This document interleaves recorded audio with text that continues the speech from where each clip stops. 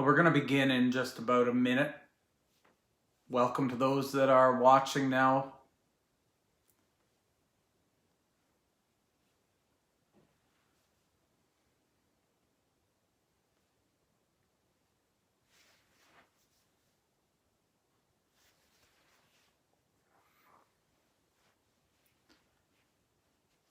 Well, it's 10 o'clock now, so let's begin.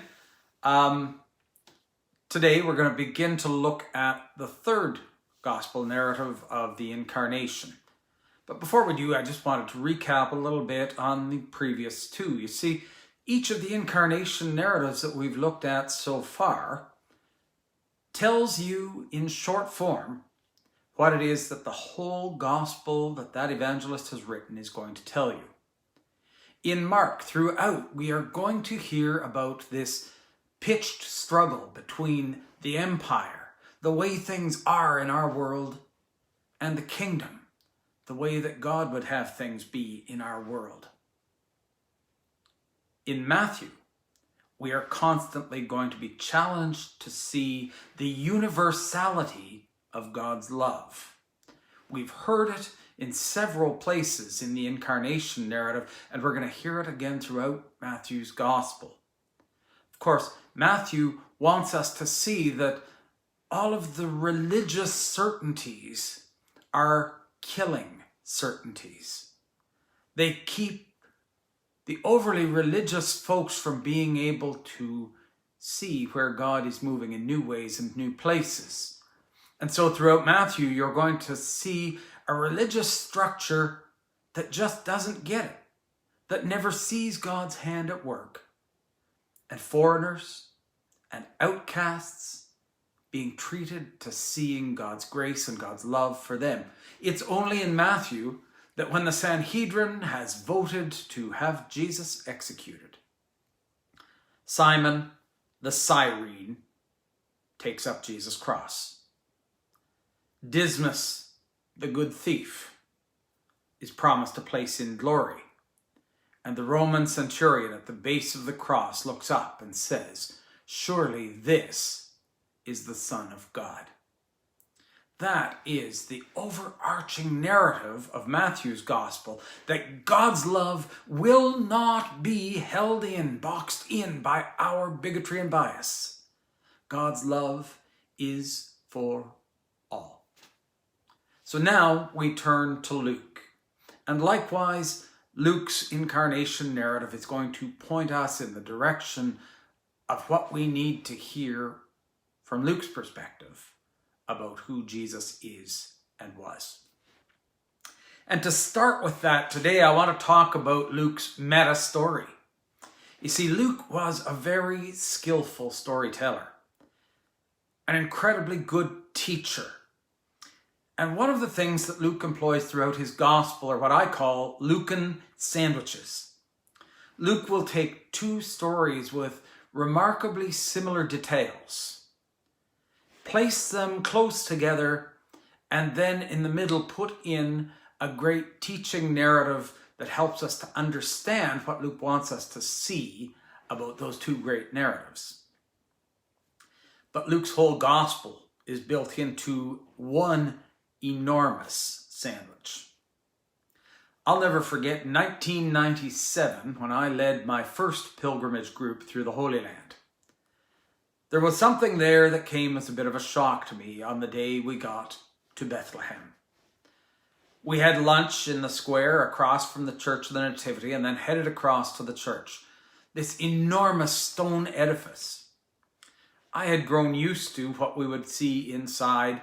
After the church in Nazareth, we walked inside and there was a great hole in the floor through which you could see the foundation of the home of St. Mary the Virgin. I expected the same here, but that wasn't what I got. The group walked up the center of the nave. We went off to a side chapel at the front of the nave, and through that chapel we walked the length of the chancel. And where the sanctuary would be, there was a stairwell going down. We were led down that stairwell into the stable, the grotto of the Nativity. All those years, I had been lulled into believing in a tiny wooden stable like the creche that we set up every Christmas.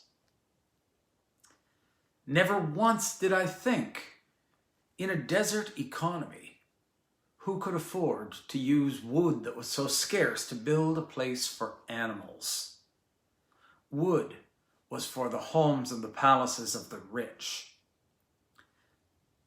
The ordinary folks had animals stabled in what they had available to them, which were caves. The next part of that shock was to see the manger. And again, my mind conjured up that lovely little wooden X-frame feed trough that we find in almost every creche scene. It wasn't there.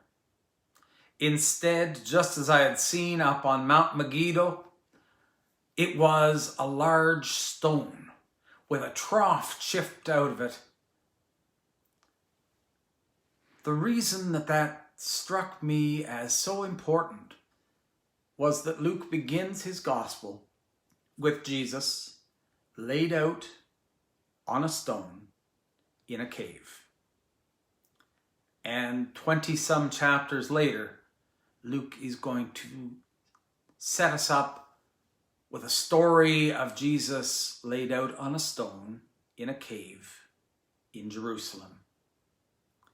And if that were the totality of Luke's gospel, its message would be clear. Life's a bitch and then you die. But the other thing about Luke's sandwiches is that Luke so often leaves a little piece that doesn't quite fit into the sandwich.